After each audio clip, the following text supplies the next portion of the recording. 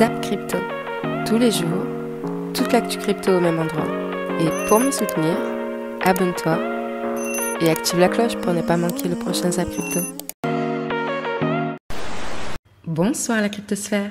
On débute avec le Fear and Greed Index à 9 dans l'extrême peur, le Social Index toujours bloqué à fond sur Up et le Market Order Flow actuellement dans la zone de fort vente. Comme certains ont pu le voir sur Twitter, j'ai enfin reçu mon antenne Starlink. C'est juste une tuerie. Je vais essayer de vous faire une petite vidéo de présentation dans les jours qui viennent et comme promis, les lives vont pouvoir enfin reprendre. Au prochain live, nous ferons les tirages au sort de tous les NFT depuis le Zap Crypto numéro 110. Alors, n'oublie pas de commenter les apps que tu as manqués pour avoir la chance de remporter un NFT des miniatures de Zap Crypto plus un NFT des tout premiers apps.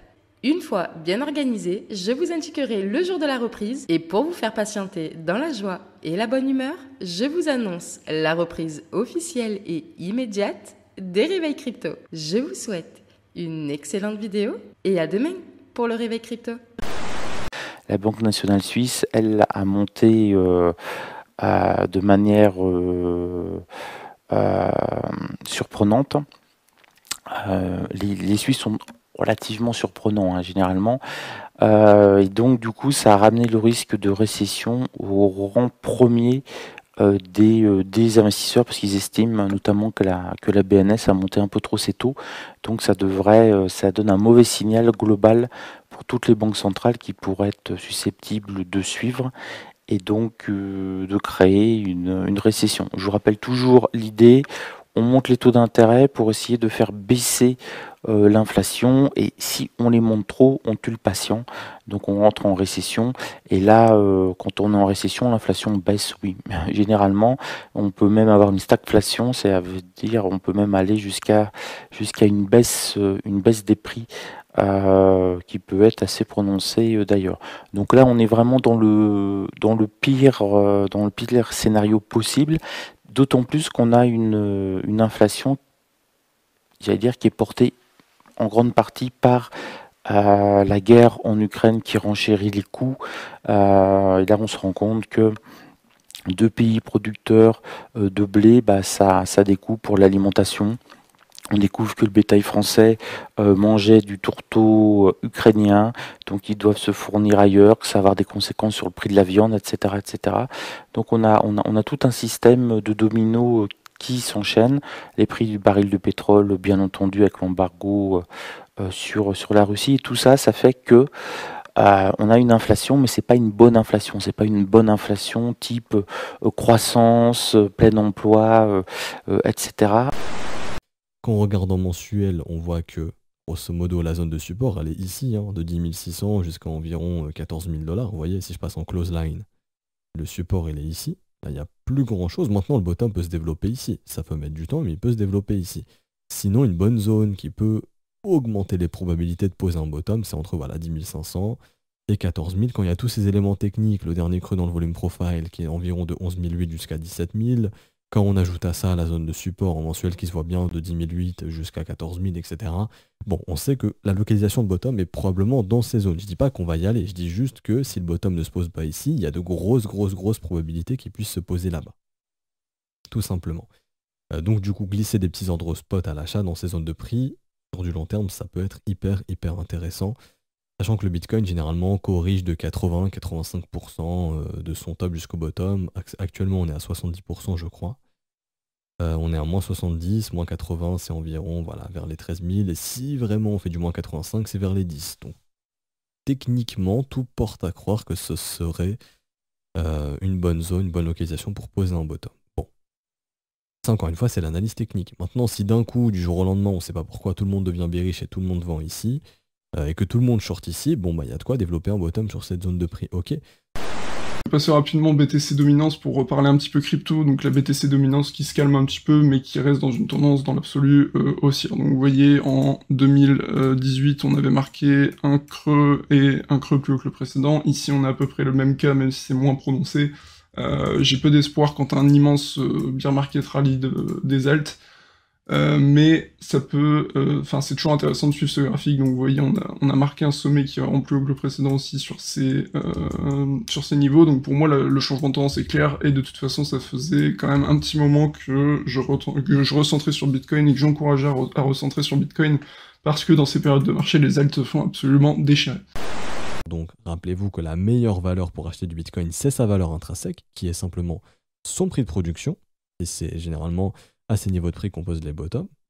Par exemple, prix de production du Bitcoin bottom, prix de production ici bottom, prix de production bottom, prix de production ici c'est le bottom, et là on commence à rentrer dans le prix de production, là où il y a beaucoup de gens qui vendent à perte. Pourquoi le prix de production c'est généralement le bottom? Parce que simplement, ici on est sur le prix de production vraiment minime, c'est-à-dire que les plus grosses fermes qui minent du Bitcoin, celles qui ont le meilleur taux, le meilleur rendement, elles le minent entre 12 et 20 000. Donc c'est-à-dire que là, il y a une grande partie des mineurs qui ont capitulé, qui ne minent plus, donc qui ne peuvent plus vendre, qui ont coupé les machines, ou qui minent mais qui ne vont pas vendre à perte. Donc ça fait que l'offre se réduit du côté des mineurs, qui représentent une grosse partie de l'offre du Bitcoin. Mais surtout, les grosses fermes qui, eux, minent, je sais pas moi, 100, 200, 1000 Bitcoins par semaine, par mois, vraiment on parle de beaucoup de Bitcoin. Peut-être je dis des chiffres complètement faux, hein, c'est possible. Mais celles qui minent vraiment beaucoup de Bitcoin, actuellement, c'est vrai que quand tu mines à un coût de moyen de 15 000 et que tu peux vendre à 60, tu as un chiffre d'affaires qui est exceptionnel. Par contre, est-ce que tu vas vendre ce que tu mines au prix, est-ce que tu vas vendre, genre le Bitcoin il est à 15 000, tu mines pour 15 000, est-ce que tu vas vendre? Probablement non. Ok. Du coup, c'est ce qui fait que l'offre des mineurs se réduit. Et donc une offre qui est réduite, c'est ce qui permet de poser un bottom. C'est pour cela que généralement on s'arrête. Et c'est pas, en fait, le Bitcoin ne s'arrête pas. Il y a beaucoup de gens qui se disent non mais le Bitcoin il peut pas aller sous son prix de production. Si, il peut y aller, mais ce qui fait que généralement on s'y installe pas trop longtemps ou qu'on n'y va pas sous le prix de production, c'est parce qu'il y a beaucoup de mineurs qui ne vendent plus, ce qui fait que l'offre se réduit et que du coup c'est ce qui fait qu'il y a beaucoup moins de pression vendeuse tout simplement. Ok, c'est pour ça que le coût de production d'un Bitcoin c'est souvent un bon prix, c'est souvent ces zones de bottom. Donc en tant qu'investisseur long terme, dites-vous que tout simplement un bon investissement Bitcoin c'est généralement dans son prix de production. Donc là ce serait entre 12 et 20 000, donc on est déjà venu aux 20 000, hein, donc on est sur la borne haute du prix de production. Donc si le bottom se développe ici, pas de problème, on aura le temps de voir le bottom se développer, ça met du temps.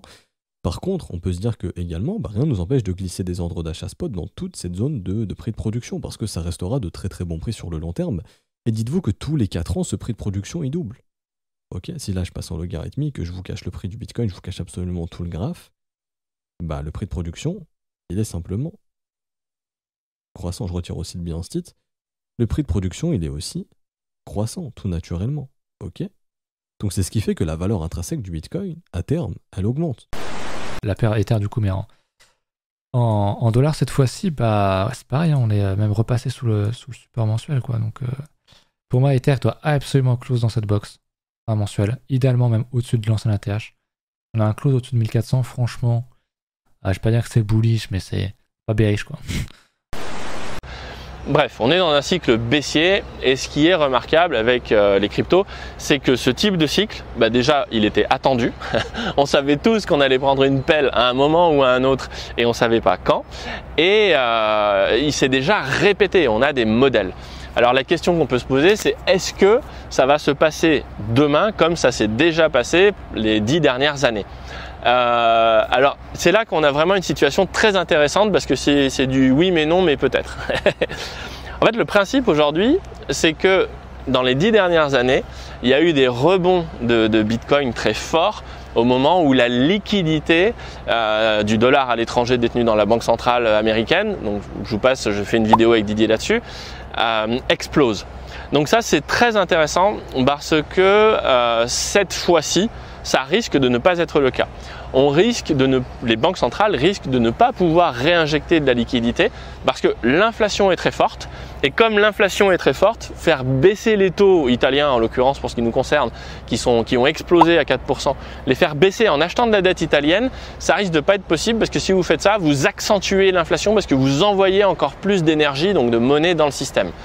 Et comme on est en manque d'énergie physique, de pétrole et de gaz, parce qu'on se coupe de l'approvisionnement de la Russie et qu'on est sur un plateau de production tout pétrole, eh ben c'est le double, voilà, c'est le double effet qui se coule, mais voilà, ça se passe pas bien. Donc on pourrait se dire que de cet aspect-là, eh bien il n'y a pas de raison pour que Bitcoin rebondisse dans 3 mois, 6 mois, 1 an ou 2 ans très fort comme il l'a fait, parce qu'il n'y a plus ce moteur qui est très lié. Je vous affiche le graphe de Didier. Bitcoin, l'essentiel des hausses a lieu dans les hausses de la liquidité. Mais ce qui est intéressant aussi, c'est que Bitcoin a spécialement été conçu pour ce type de scénario. C'est-à-dire, le projet de Bitcoin est un projet monétaire, ce n'est pas un projet d'entreprise, ce n'est pas une fintech, ce n'est pas une tech de je ne sais quoi, c'est pas Tesla, c'est pas Apple, c'est pas Google. Bitcoin, c'est l'or. Donc, l'idée, si Bitcoin réussit son pari au prochain cycle haussier, eh bien, il gagnera de la valeur non pas, c'est une idée, non pas parce que les banques centrales injectent de l'argent, mais parce que les gens vendent l'argent qu'ils ont déjà en poche ou de l'or pour avoir du Bitcoin. Et ça, c'est l'essence même du projet de Bitcoin. Ensuite, donc là, c'est un retweet de Cryptos par rapport au fait que CirclePay, la société émettrice de USDC, vient de dévoiler son nouveau stablecoin euro baptisé Eurocoin. Cette nouvelle crypto-monnaie sera adossée au cours de l'euro et sera entièrement assurée par les réserves de Circle. Alors, bonne et mauvaise nouvelle. Je vous explique pourquoi. Bonne nouvelle parce que Circle, c'est une super société. Ils l'ont prouvé, ils sont carrés. À chaque audit, ils sont carrés. Contrairement à beaucoup d'autres sociétés dans la crypto. Du coup, on se dit, ok, bon, on aura un coin euro qui sera régulé, qui sera propre et qui sera backé par des vrais euros derrière. Bon, ça c'est bien. Ça c'est la bonne nouvelle. La mauvaise nouvelle, c'est que c'est du coup une société américaine qui va gérer notre stablecoin. C'est complètement bête.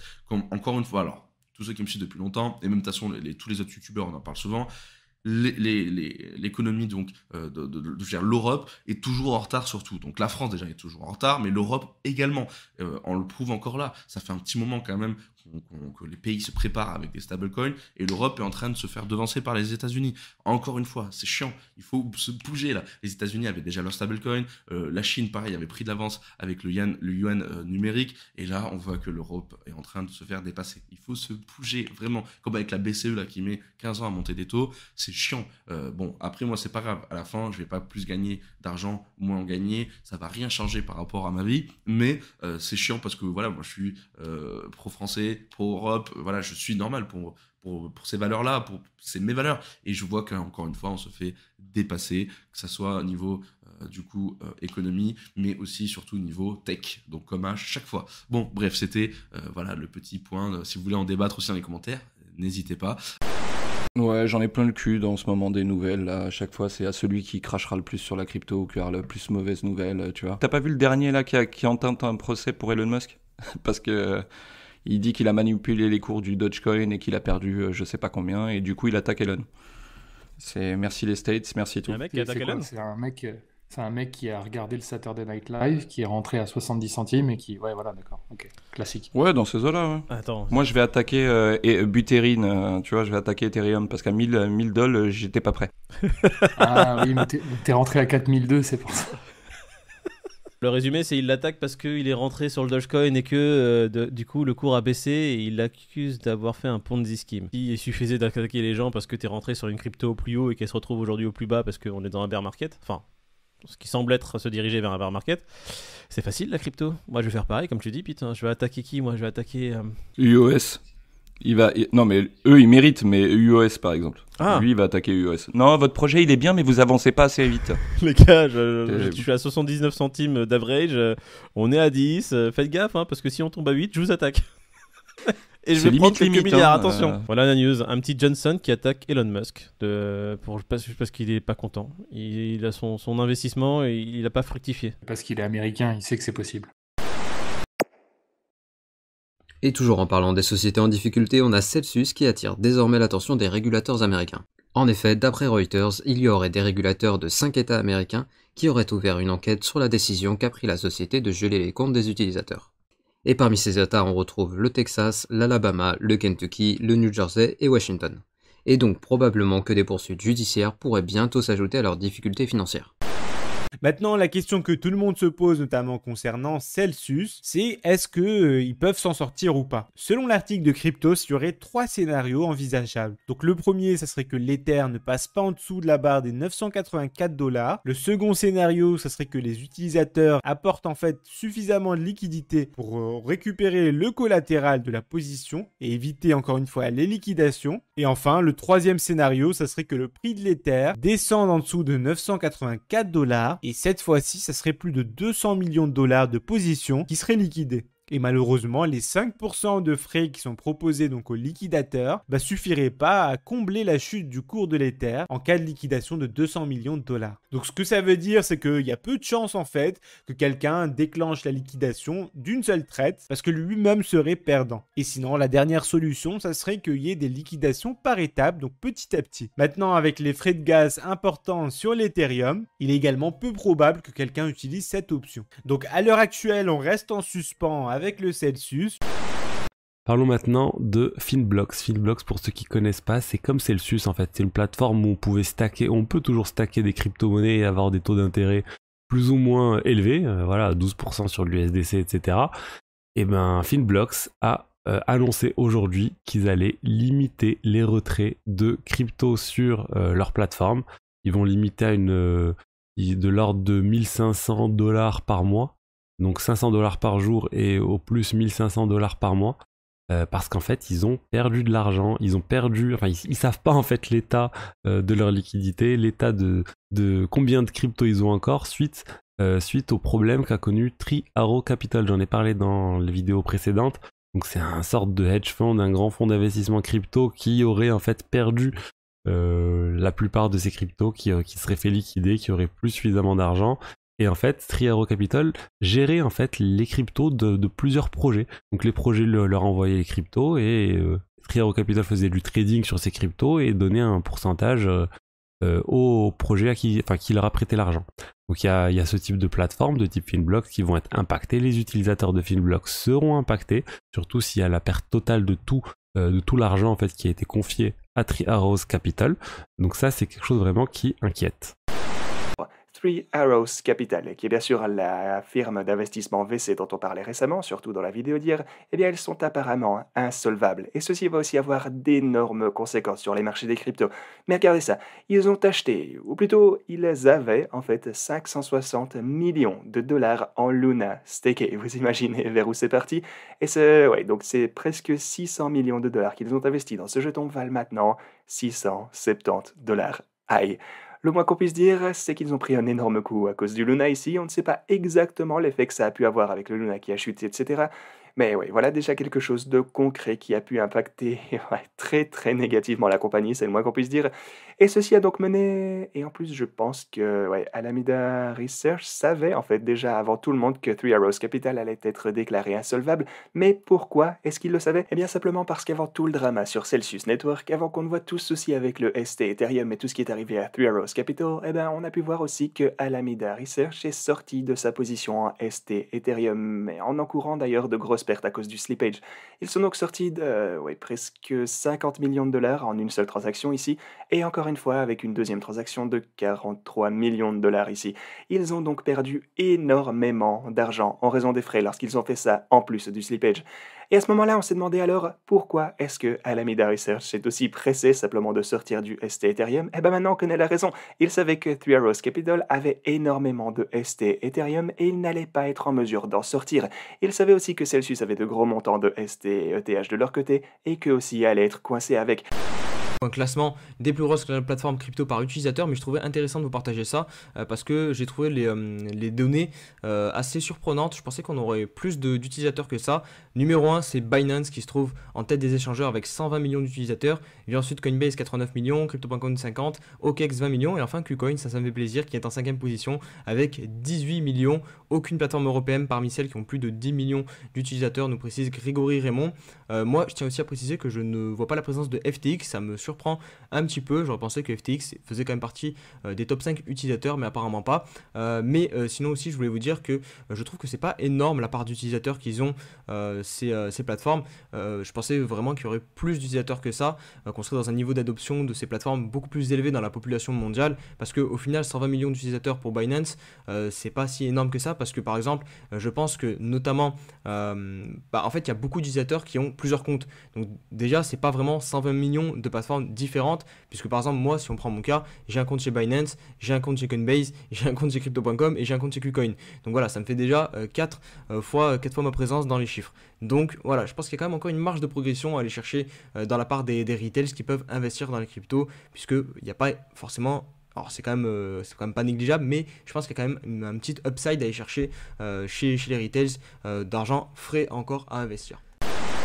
Chain Analysis qui nous annonce officiellement que malgré la baisse des crypto-monnaies, aujourd'hui les Decentralized Exchange réalisent plus de volume que les Centralized Exchange, que les Binance, les Coinbase, etc., etc. Toutes les raisons sont mentionnées là-dedans, mais quand même, je voulais en mettre une petite qui pour moi n'est pas affichée ici. Il y a aussi le fait que beaucoup de nouveaux entrants et beaucoup d'argent arrivent et passent par les plateformes centralisées au départ, alors que les DEX, les plateformes décentralisées, elles, c'est plutôt les utilisateurs aguerris. Donc le fait que quand les crypto-monnaies s'effondrent, il n'y ait plus que des utilisateurs aguerris et que tous les jeunes investisseurs soient sortis du marché pour ne pas perdre plus, ça m'étonne pas trop. Enfin, ce que je veux dire, c'est que il y a des gens qui m'appellent en mode ouais Owen, c'est la fin du monde, je suis en train de tout perdre et tout, j'avais pas sécurisé assez. J'ai envie de leur dire oui, c'est ton premier bear market en fait. Et il y en a d'autres qui m'appellent, je leur dis ça va, ils me disent putain mec, j'ai perdu du pognon, mais bon, enfin... Comme en 2018 quoi, c'est la même musique qui se répète, donc j'ai récupéré une partie de mes gains, là je douille, j'essaye de faire du DCA tant bien que mal, et puis long terme, comme dirait Thibaut chez Just Mining, il est horrible. Vous savez qu'il y a ce truc là où normalement on est censé rentrer dans la crypto-monnaie pour la technologie, mais tout le monde rentre aussi un peu pour la spéculation, en tout cas une grosse partie des gens spéculent, même ceux qui aiment la technologie. Et tu sais, je vais voir Thibaut en mode mec, je me suis pris une douille là, j'ai racheté de l'EGLD à 75, il s'est encore pété la gueule, j'ai racheté à masse Bitcoin, il s'est encore pété la gueule, putain j'espère que ça descendra pas plus tard. Et il met la main sur l'épaule, il me fait Owen, c'est pas grave, je m'inquiète pas pour toi, je sais que t'es là pour la tech. J'avais envie de lui mettre une claque. C'est juste après lui avoir dit oh ce que je douille. Et parlons maintenant de minage avec un partenariat d'envergure dans l'industrie du minage. En effet, aujourd'hui on apprend que l'une des principales compagnies pétrolières russes nommée Gazpromneft et l'un des leaders du minage Bitriver vont s'associer pour miner des cryptos. Et ce partenariat prévoit le déploiement par Bitriver de fermes de minage sur des lieux d'extraction de pétrole, et la société Gazpromneft fournira l'énergie pour le fonctionnement des fermes. Et le communiqué de l'entreprise précise que les fermes de minage seront installées soit dans de nouvelles zones d'extraction où les infrastructures de transport ne sont pas encore mises en place, ou encore sur des installations éloignées où le coût du transport est trop important. Et je précise que la société Gazpromneft est une filiale du géant Gazprom, qui est une société d'extraction de gaz et qui, je précise encore une fois, est détenue par l'État russe. Et donc on a ici un exemple qui nous démontre que le réseau Bitcoin est totalement apolitique et qui récompense toute personne participant à sa sécurisation. Et alors que les monnaies du monde entier sont en train de rentrer en concurrence actuellement, c'est peut-être bien cet apolitisme qui fera que finalement, Bitcoin deviendra l'étalon de valeur reconnu par tout le monde. Parlons maintenant de Metaverse.